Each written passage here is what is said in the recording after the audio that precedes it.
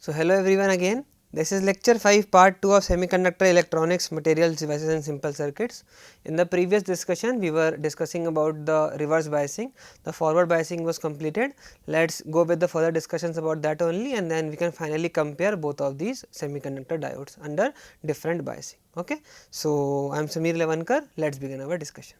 Okay. So, right now we are on semiconductor diode, that is the sixth topic. Let us do the discussion only directly and then we can move on with the course outline afterwards. Okay.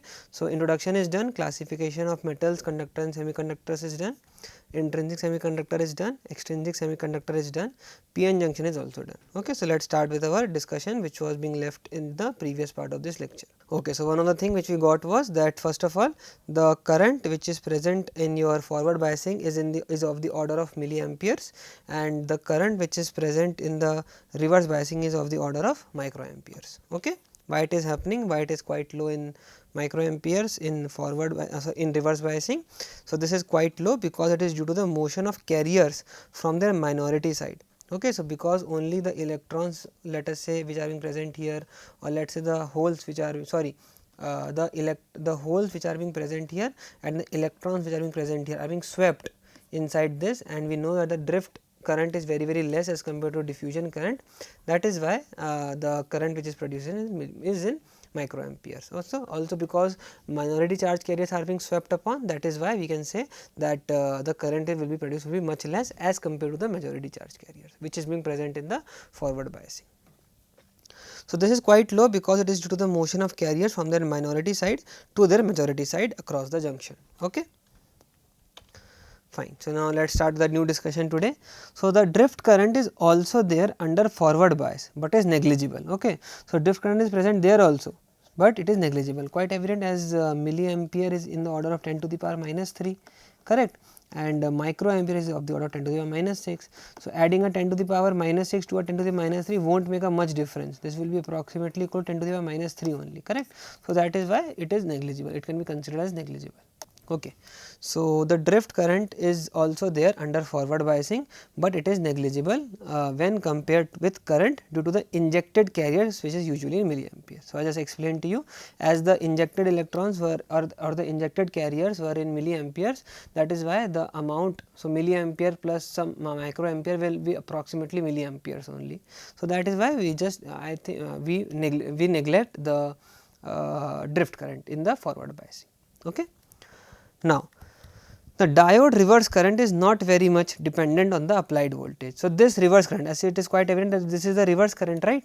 So, this reverse current does not depend on the applied voltage. Okay. So, even a small voltage is sufficient to sweep the minority carriers from one side of the junction to the other side of the junction. So, okay, so if the voltage is very less also, then also the sweeping of the electrons or the minority charge carriers can occur. The current is not limited by the magnitude of the applied voltage, but is limited due to the concentration of the minority carrier on either side of the junction. Okay. So, if the minority carriers are in itself at a very large quantity, so minority charge carriers are called as minority charge carriers because the amount of majority charge carriers are very high. Okay.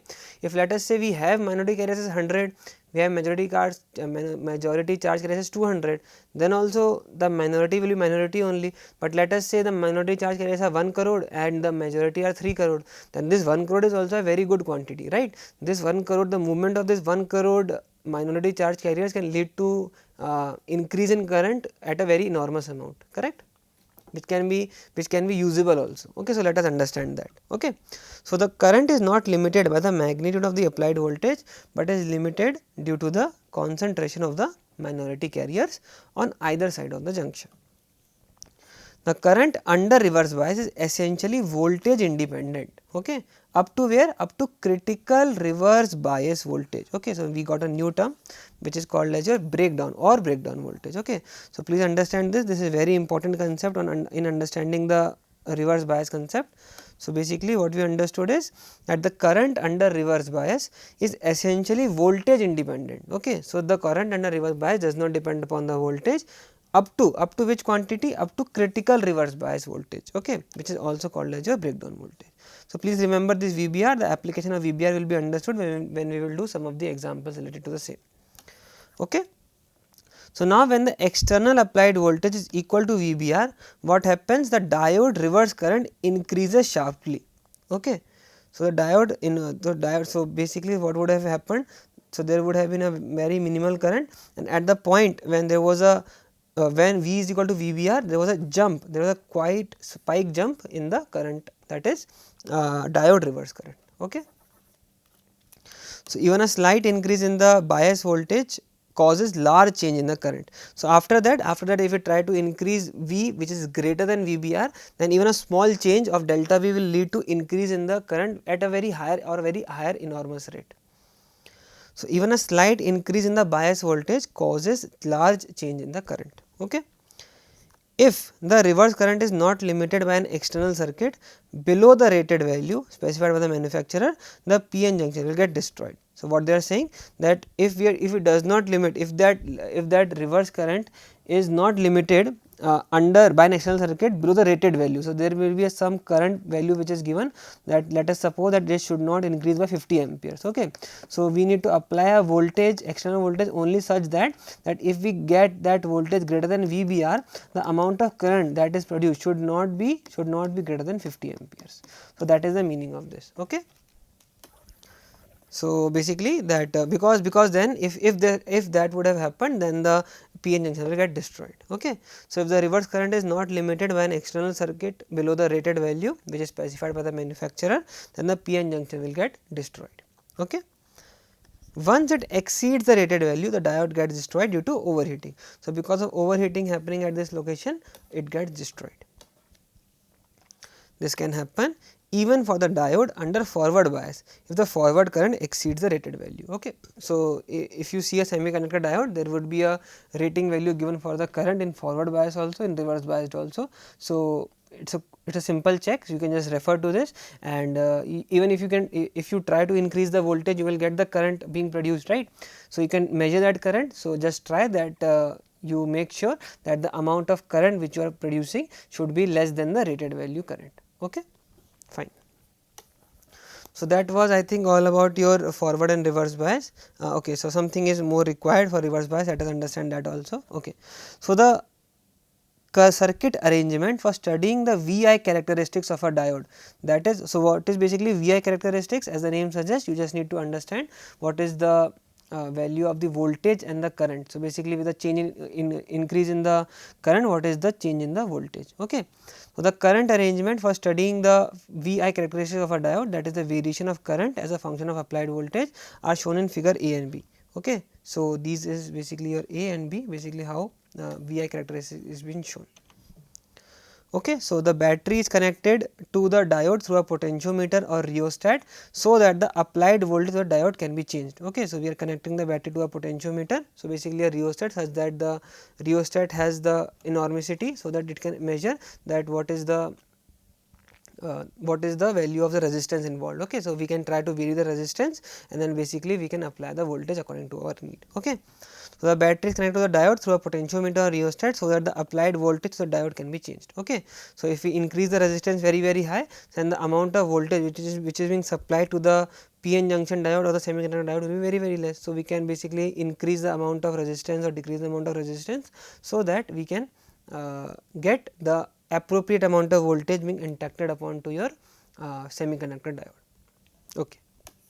So, for different values of voltages, the value of current is noted. So, what happened? So, for different values of voltages, how we got the different values of voltages? We just changed the value of rheostat, and then we got different values of voltages. A graph between V and I is obtained as shown in figure C. So, I will show you this figure, please wait for some time. Note that in the forward bias measurement, we use a milliammeter, since the expected current is large, while a microammeter is used in reverse bias to measure the current. Okay. So, why it is being said? In the previous discussion of this lecture only, we understood that the amount of current which is produced in forward bias is in milliamperes, and the amount of current which is measured in your reverse biasing is in microamperes. Okay. So, that is why in forward biasing what we used a milliammeter. And what is basically ammeter? Ammeter is used to measure the current. And similarly, what is done in micrometer? In reverse biasing, a micrometer is being used, because the current is measured in amperes. Fine. So, that thing is also done. Fine. So, this is basically your first of all this is the diagram which is figure A, this is figure B. Okay. So, as you can see clearly that first is your forward biasing, second is your reverse biasing, and this is the VI characteristic. So, VI characteristic is nothing but your voltage current graph. Okay. So, now let us everything which is going in this direction is basically forward biasing, anything which is going in this direction is basically your reverse biasing. Okay. Fine. So, now let us keep on going very slowly. I will try to go very slowly in understanding these all topics. So, you can see in figure C that in forward bias. Okay. So, when you are seeing in forward bias, our view only should be till this much. Okay. So, you can see in forward bias that the current first increases very slowly, quite evident, as you can see that the current is increasing very slowly, and there comes a time almost negligibly till the voltage across a diode crosses a certain value. So, when it crosses a certain value, basically what happens is that there is an abrupt change, there is a very quick change in the current. So, what would have happened actually, let us understand that situation. So, we know that in forward biasing the applied voltage potential is opposite to the barrier potential. So, let us say this is the barrier potential, this is the applied voltage. Okay. So, what would have happened that with the increase in the voltage, this barrier height would have reduced, okay, started reducing, and there would have come a time when this was equal to 0. Okay. So, when this was approximately equal to 0, then the amount of current would have increased sharply. Okay. So, you can see in figure C that in forward bias the current first increases very slowly, almost negligibly till the voltage across the diode crosses a certain value. Okay.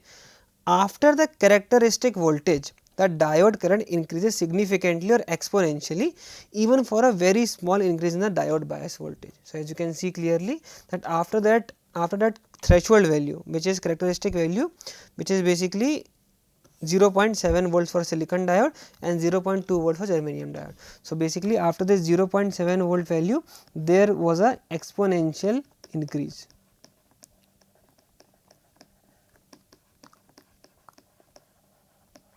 So, there was an exponential increase. Okay. Fine. So, that is the thing which we can understand. Okay. So, this voltage nothing but called as a threshold voltage or the cut-in voltage. Okay. So, you can remember this, that it is 0.2 volts for germanium diode and 0.7 volts for silicon diode. Okay. So, that is how we can understand the VI characteristics for a semiconductor diode in forward biasing. Let us take the same example and understand now the reverse biasing. So, now what happens in reverse biasing? Okay, let us try to understand. So, now for the diode in reverse bias, the current is very small. We know this, that the current is very small, which is in microamperes. Okay, and almost remains constant with change in bias. So, even with the change in the voltage, as you can see that whenever, even if we are trying to increase the voltage, that there is no current being involved. Okay, the current is very less. Okay. So, as you can see clearly, please try to look at the values also very clearly. Okay. So, you can see that even at only at 0.7 volts, we got a very high increase in the current. Okay. Where? In the forward biasing. But you can see here clearly, we went to 20, we went to 40, we went to 60, we went to 80, till 80 volts also we are not able to see a very appropriate amount of current. The current was in some microamperes only. So, you can see what is the extent of forward biasing and what is the extent of reverse biasing.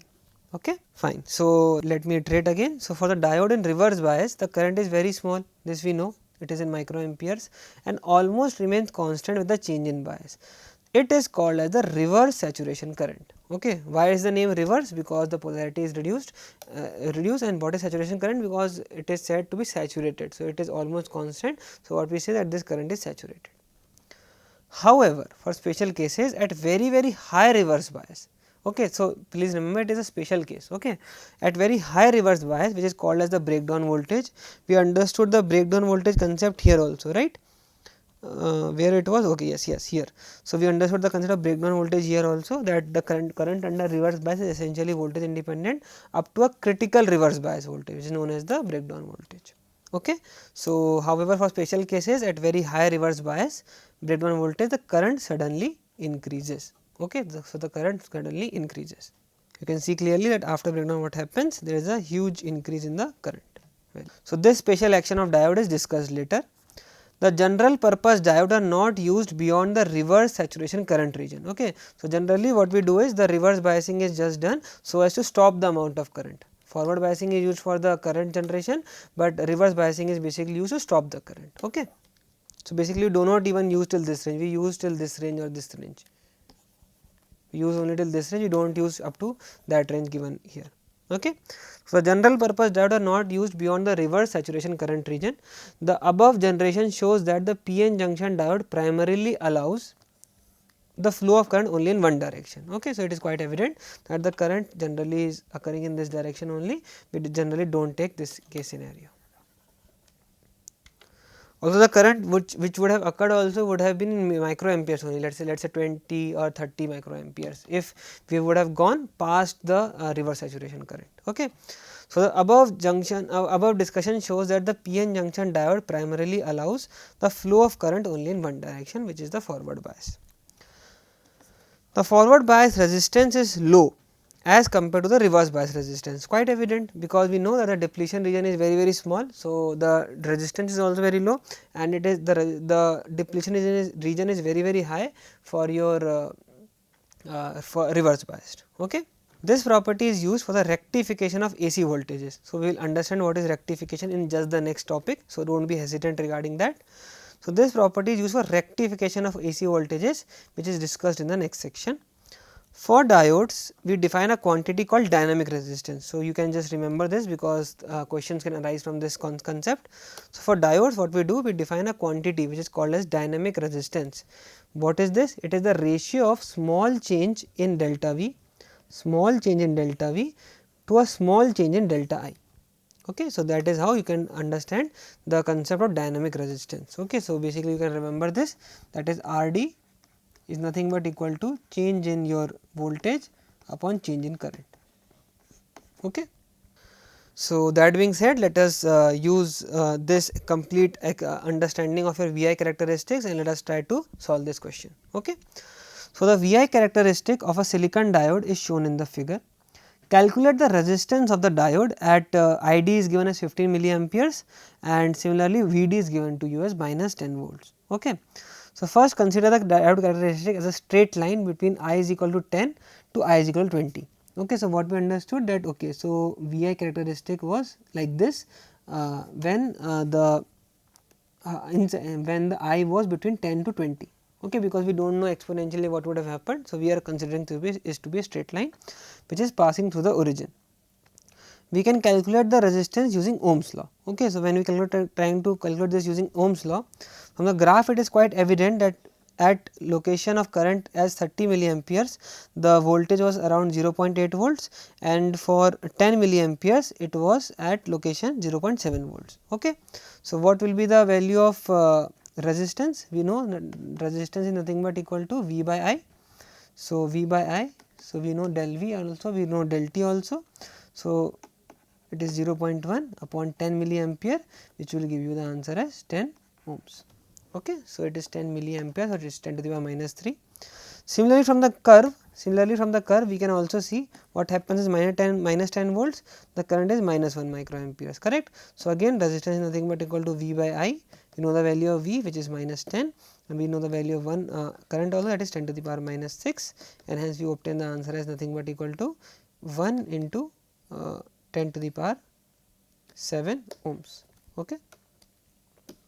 So, that is how you can solve this question. Okay. So, this question is just simply based upon first of all you should know that what is resistance. Resistance is nothing but equal to the value of del V upon del I basically, and so as we understood here also it is nothing but dynamic resistance, correct.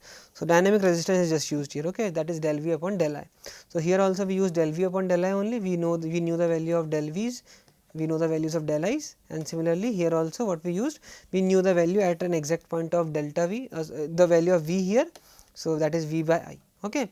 So, for forward biasing you may use delta V by delta I, for reverse biasing you may use directly V by I only. Okay. Fine. So, that being said, let us now, because the value of voltage was given here and the value of current was given here for this case. Okay. So, we have considered it to be 10 to 20, so that we can get the value at average of 15, so that the answer is quite clear. Fine. So, that being said, let me stop this lecture here only. In the next part of this lecture only, we will start with the new concept, that is application of junction diode as a rectifier, and then several examples will be conducted, and then we can understand that concepts also. Fine. So, thank you for this. We will meet in the next part of this lecture. So, thank you so much.